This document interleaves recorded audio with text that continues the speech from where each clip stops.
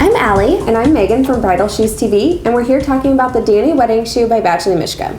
Now, the Dani shoe is a unique shoe. It's not something that you see every day in the bridal market because it has more of a sexy, flirty style, and it's pretty fashion forward with this recessed platform at the front. It has unique straps, a longer T-strap that goes down the front of the foot, and then a toe strap at the front. And this beautiful decoration. It's really unique, kind of a ruffle of sheer fabric with a bit of sparkle too. So how did you think this shoe fit when you tried it on? For me, it was true to size, though I found that it was pretty short on my foot. I don't know if that's something everyone's going to experience, but my toes went to the very edge of the front of the shoe. It didn't affect how I walked in it. It didn't affect the comfort of the shoe. It's just something to note. In case you have a longer foot, you might want to go up a half size. Okay.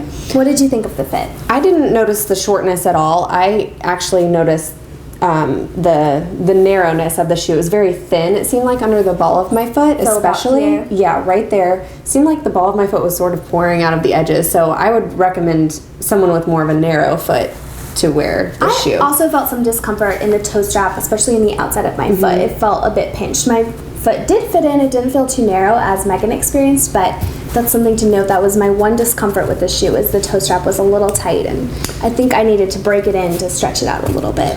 So even though you thought it was a little bit tight and a little bit short, would you change sizes, do you think? No, it was true to size for me. I love the rest of the fit of the shoe. I especially love the strap up here. It hits just below your ankle, and it goes down the front of your foot in a really gentle, soft way. It didn't dig into my skin at all, and I felt like it really held my foot in place in the shoe too. So for me, Dani was very secure, and aside from the initial discomfort at the toe, it was a pretty comfortable shoe too. As far as the stability of the shoe, I had a little bit of an issue there as well. As Allie mentioned in the beginning, this recessed platform is really popular, really cute, but there is an issue with the surface area being smaller than the original sole of the shoe.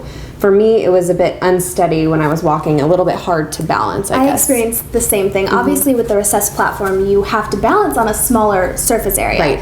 So for me, it felt a little wobbly at first. I loved the look, and I was hoping it would work great, but I wear heels a lot, and I had trouble in the shoe. So I think someone that's a newbie to heels would probably struggle in Dani, and would definitely need some practice.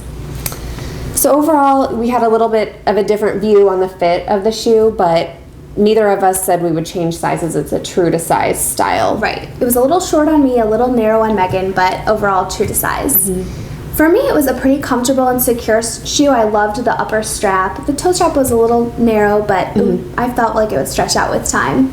But for Megan, that narrowness was just something you couldn't get over, right? Right. Yeah, it's just not the shoe for me. I think, if you love the shoe and this is a detail that looks great with your dress, it's definitely worth trying because it might work for you. Right, and you can always break it in and practice walking in it too to make sure it's the perfect fit. I'm Allie. And I'm Megan from Bridal Shoes TV. Thanks for watching. For more videos about bridal shoes, visit bridalshoes.tv.